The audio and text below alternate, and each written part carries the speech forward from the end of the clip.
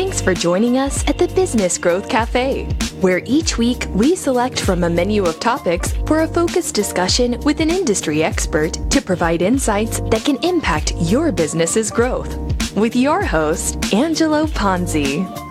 I am Angelo Ponzi, your host here at the Business Growth Cafe, and thank you for joining us. Today at the cafe, I'm excited to be speaking with Matt Everett, CEO of World of Dance, to discuss the growth of this exciting reality show from its humble beginnings to a worldwide powerhouse. Matt, welcome. Yeah, nice to be here.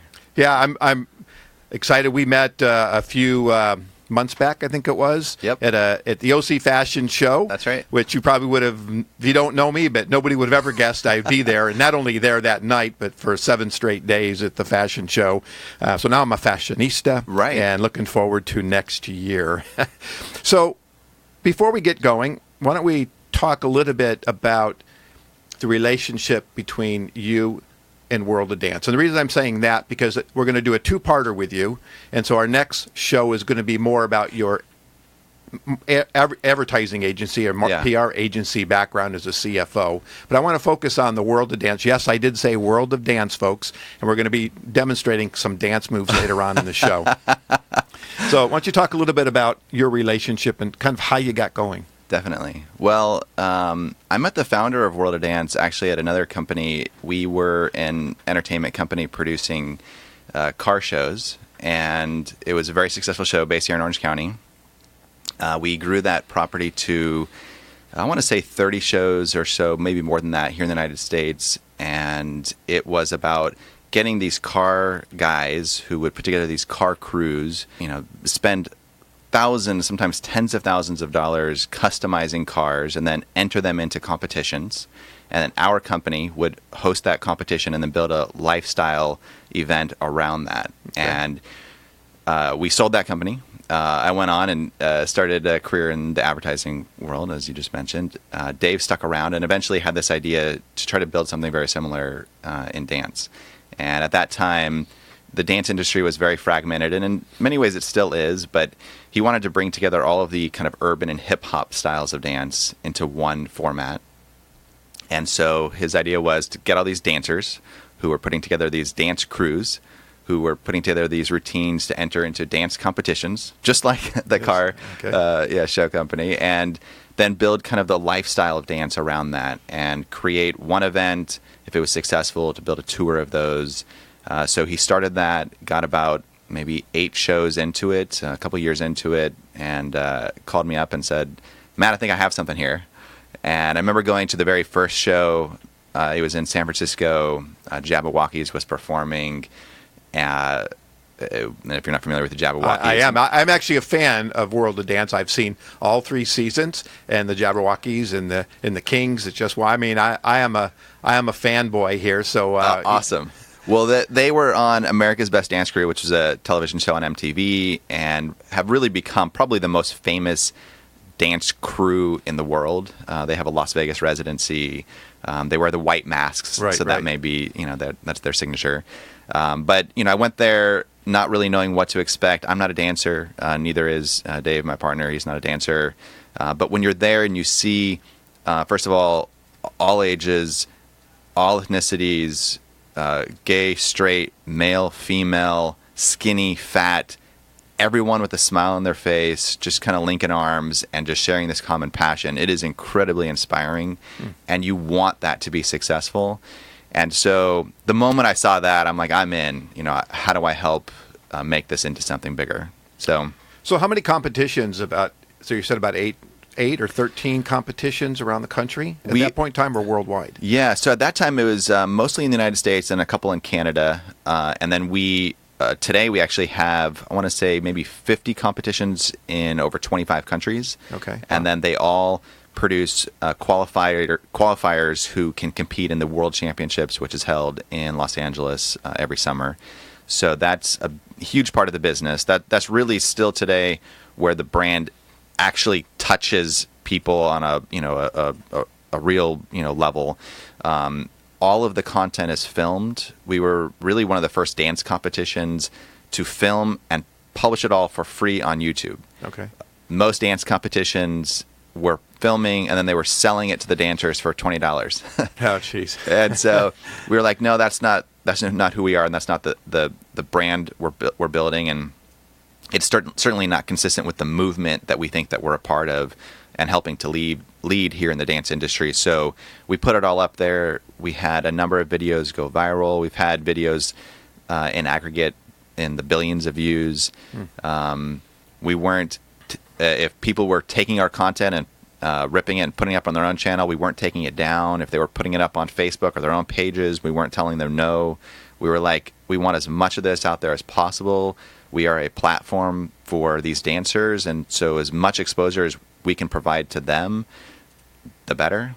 We also did have some sponsors that were on the backdrop, so hey, that's a little extra nice benefit too, yeah. for them. So they get all these competitions, and people are obviously winning.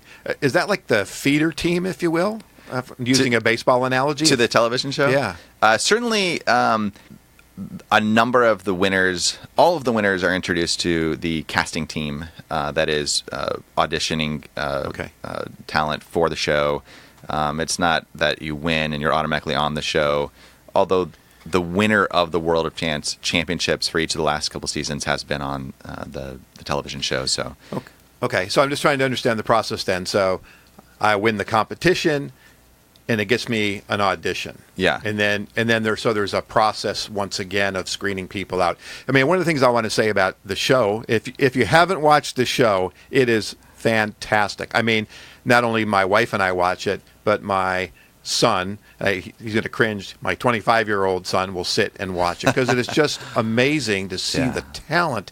And this year's show, the talent was unbelievable. Yeah. It really was. So that process of vetting, if you will, who does that and how does that work? Yeah. Well, so the World of Dance competitions that we still operate are still predominantly only the hip-hop and urban styles of dance. Okay.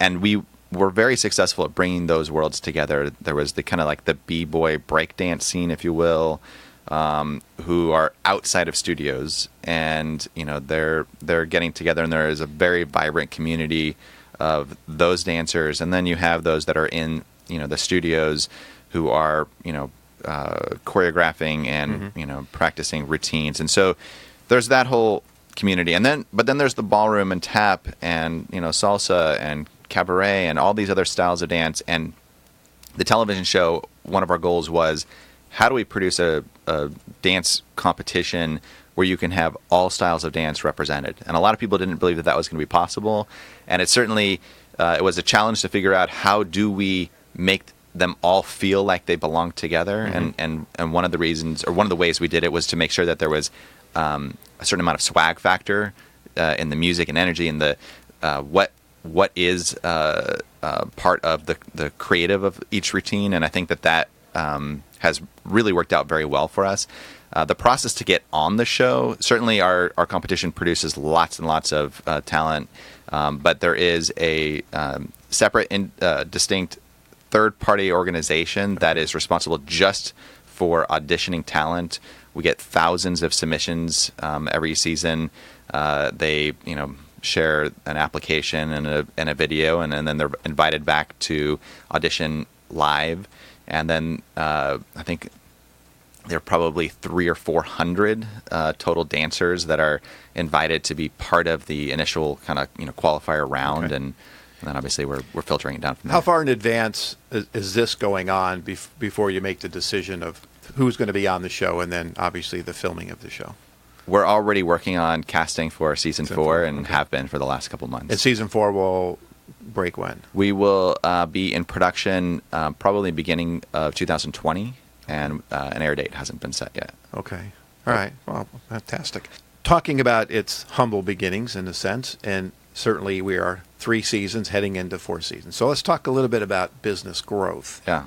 So when you think about your responsibility with the World of Dance, right? So I'll call it your business. Yeah.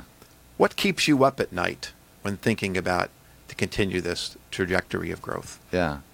Well, I think, it's interesting. The pursuit for a dancer is a creative one, largely. When we I remember getting involved, and I was trying to figure out, what is our purpose here? What is the reason for us to do this? Like, why are people responding to our brand and our organization? Like, what is happening here?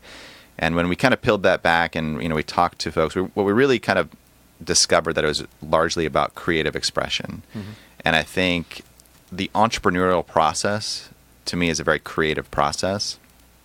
And I think, Dave and I, although we're certainly pursuing building a business that makes money and can grow and continue to invest and provide, a nice livelihood for a lot of people, it's a creative process. And so for us, it's how can we build and create something that we're proud of, that has a legacy, that is a platform that inspires people to come together and share this common passion. And so, the growth aspect of us is first driven by that mm-hmm. measure of success, not by just how do we make more money. Right, yeah, okay. I was going to say, when if you're from the agency side, and I'm from the agency side. Yeah. As soon as I hear creative, planning and strategy is not what I normally associate with my creative directors. Yeah. Right? So do you approach this more from a creative standpoint? And again, I know you're a CFO, so yeah. I'm going to say you don't, because the numbers are important. Obviously, you have to be able to fund and do all the things you need to do. So do you guys, Dave, right? Do you sit down and develop that next year plan, the 2-year plan, and what the strategy is, expansions, the new road shows, and contests, and definitely, yeah. I mean, we still go through a very typical annual planning exercise. We do have a 5-year plan, and now we have more stakeholders that we're working on with those plans. So certainly that has expanded, and it's become now a fascination of ours to figure out how do we turn World of Dance into this global dance empire, if you will. Mm-hmm. And there's so many opportunities for us to take this brand and to impact the world in a number of dance and non-dance non-endemic verticals. So that makes it an incredibly rewarding and fun business to be a part of, because there are so many things that we can do and so many different businesses to either be a part of or to find partners who know more than we do, and sure. To enter into some joint venture, as we just recently did in dance fitness. We found a company that was doing some really amazing things in dance fitness, and we didn't know anything about that business, but we felt like World of Dance, the brand, needed to be in the fitness space. And so finding them and figuring out a way to essentially acquire and join forces to use the World of Dance name to help them kind of get to the next level is a big project for us right now. Okay. Several of the other singing reality shows, I'll call it, have live finales. Yes. Or live at some point in time, but you do not. Is that, the question is why, and is that something that you're going to be moving towards? I don't think it's something that is probably in the cards right now. It is something that we've discussed, and it's certainly, we have expertise in the live event kind of creation and production world, so we would love to be able to do that. But I just think because of the format and the way in which we're currently producing the show, mm-hmm. it just hasn't made sense. I will say that in the Philippines, we have a World of Dance Philippines format, okay. And they did a live show and a live finale, and I thought it was actually pretty successful. So I do think that there is a way to do it. Their production budgets are very, very tiny. And so they were doing it, and even though they had some incredible talent and some incredible personalities that were part of the show, but for us, it just hasn't made sense. Has the number of submissions continually gone up? I imagine it has, based on the success of the show. Certainly. I think it's interesting because initially there was tremendous amount of interest from the urban and hip hop world where we kind of we're born out of, and now we see the most energy coming from outside that world. And I think a lot of those folks who have been part of the television show, we've invited to come and perform at our competitions or events, and they've just described how incredible it is to be able to be on that stage and to be able to perform in a way that most of those dancers never have the opportunity mm-hmm. to.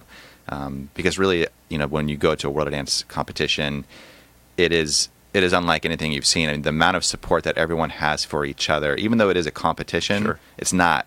I mean, it is really just this shared love. It's this community that just everyone is embracing, everyone that's on that stage. Well, it's interesting when I watch the show and you see everybody behind the scenes and the other groups are talking. Yeah. And you can tell it's a competition, but then all of a sudden you'll do other cuts as you get later in the show, and I see people hugging and supporting each other. And I found that with the contemporary and the two sisters that were tapped in, I mean, they were phenomenal. Yeah. That there's also tremendous emotion that I feel as a viewer really brings me into. And some of these, it's like, okay, they sang another song. I don't really care. Yeah. But there's something about the world of dance, and I am not a dancer and never have been and don't profess I will ever be, even though my wife wants me to go to with one of the dance studios so we can do some... Angelo, everyone is a dancer. Everyone, they may say they're not, but when they're alone and there's music on, they want to move their body. That's the amazing thing. And music and dance are primal, and people just, we've been taught, in our society has unfortunately created fear of embarrassment of dancing in front of others, but it is something that is really truly a natural thing. And if you dance, it will make you happy. And so I encourage everyone, if they're a good dancer or a bad dancer, just to move their body, turn on some music as loud as they can, and just enjoy it, because it will help them feel good. Yeah. You know what silent disco is? Yes. So it's incredible. It's so, and so I say I don't dance, but but you've done that? I have done it now like 5 times. All right. Through my wife's company, and they do a lot of events. And Yes. a lot of them, they bring a guy and he does silent disco, and it is funny, but really cool to look and see 30 or 40 or 50 people with headphones on just bebopping away and dancing like there is no tomorrow. Yeah. And yet there's no music if you're standing on the outside looking. And you're right, it is absolutely so much fun. So my inhibition does go down when that happens. So but I encourage, if you've never done silent disco, you've got to do that. So I'd be remiss if I didn't actually talk about the hosts. I mean, J-Lo and Neo and Derek and Scott this year. How did you get to those 3 hosts versus... I mean, you didn't go, I want those 3 people. There must have been other considerations. But it's a great group, and they're really dynamic together, and I love it. But how'd you get there? Well, first of all, when we were developing the show with NBC, of course, everyone, believes that you need star power, and you really need anchor star power. And if you're going to put together a list of the most top choices to be part of a dance show like this one, Jennifer Lopez would be at the top of the list. Yeah, absolutely.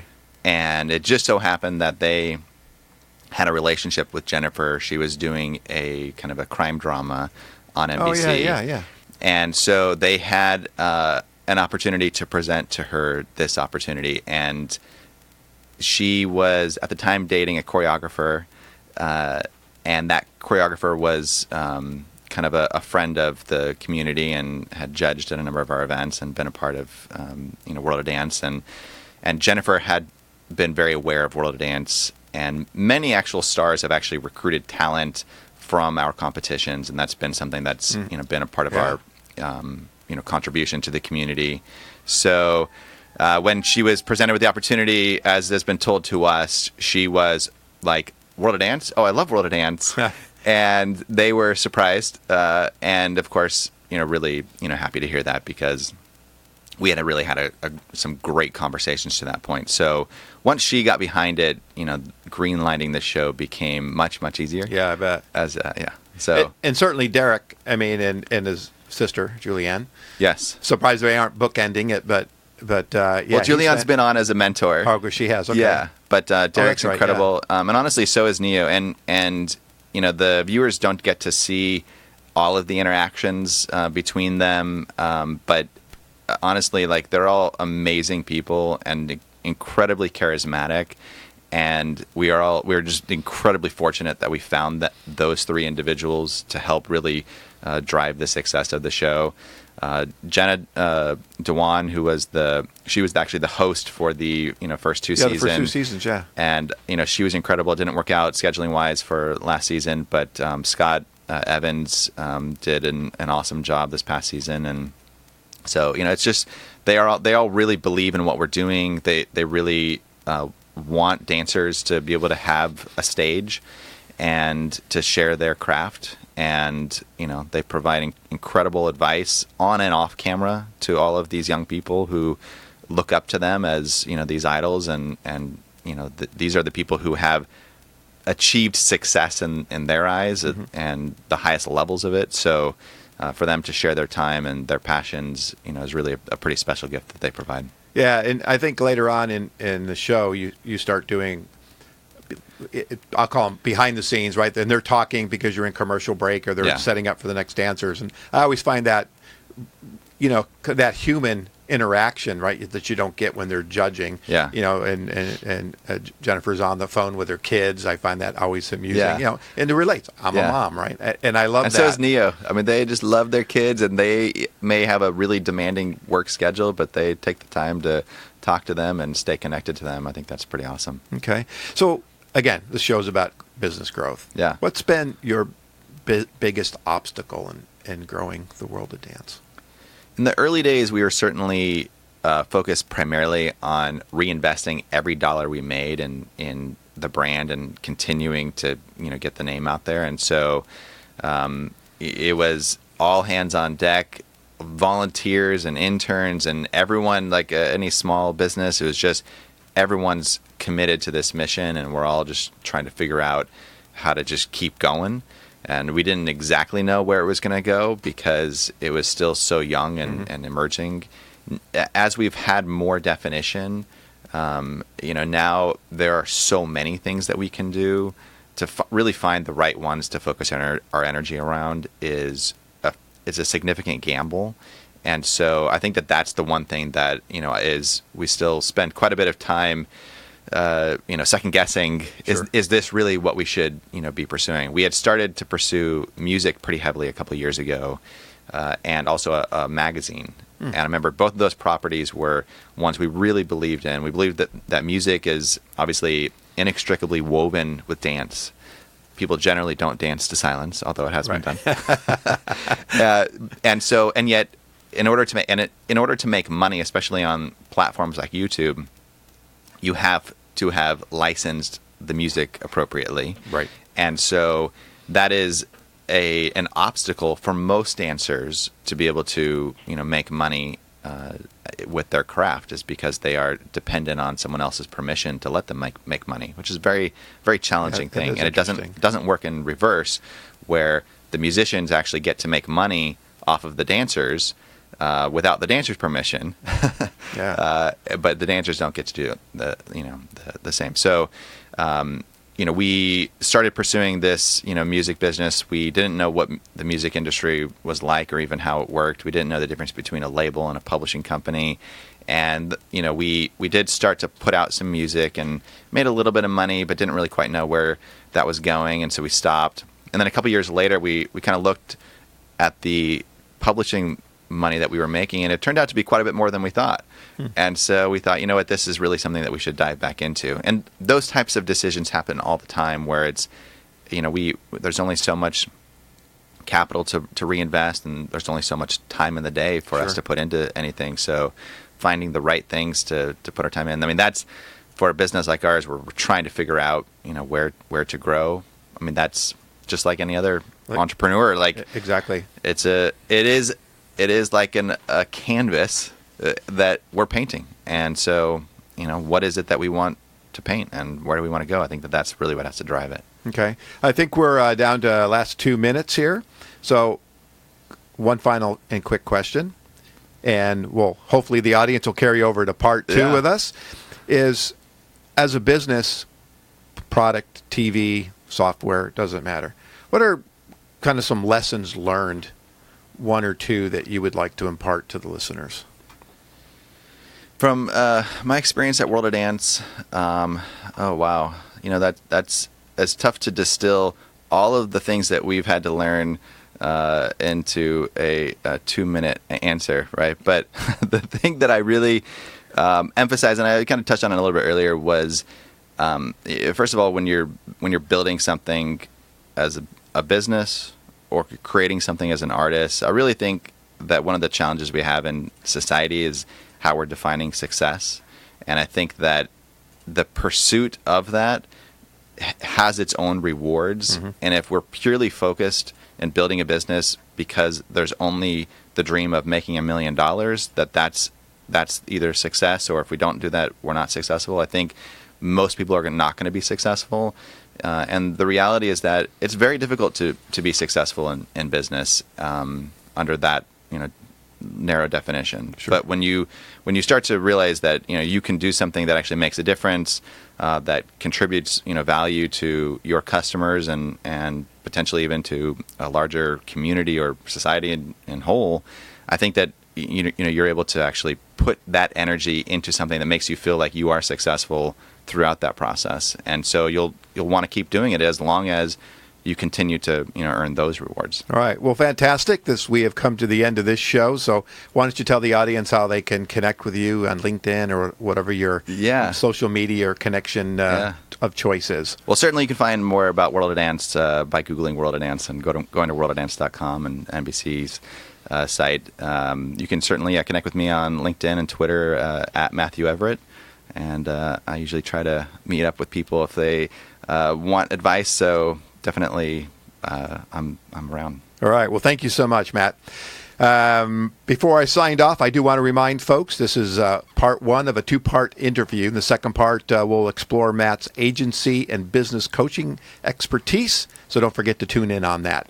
Thank you again for joining us at the Cafe today. You can find out more about me, read my blogs, or view my show videos at theponzigroup.com or connect with me on LinkedIn. And if your business is in need of a CMO, but you're not ready for a full-time person yet, connect with me. I'd welcome the opportunity to explore the benefits of using a fractional CMO. And of course, please subscribe to this show at the Business Growth Cafe. You can find us on all the major platforms around the world. Join me next week for lunch at the Business Growth Cafe. Thank you for listening to today's discussion at the Business Growth Cafe with your host, Angelo Ponzi. Take a moment to subscribe to this podcast and visit our website at www.businessgrowthcafe.com. Read Angelo Ponzi's blogs at www.theponzigroup.com.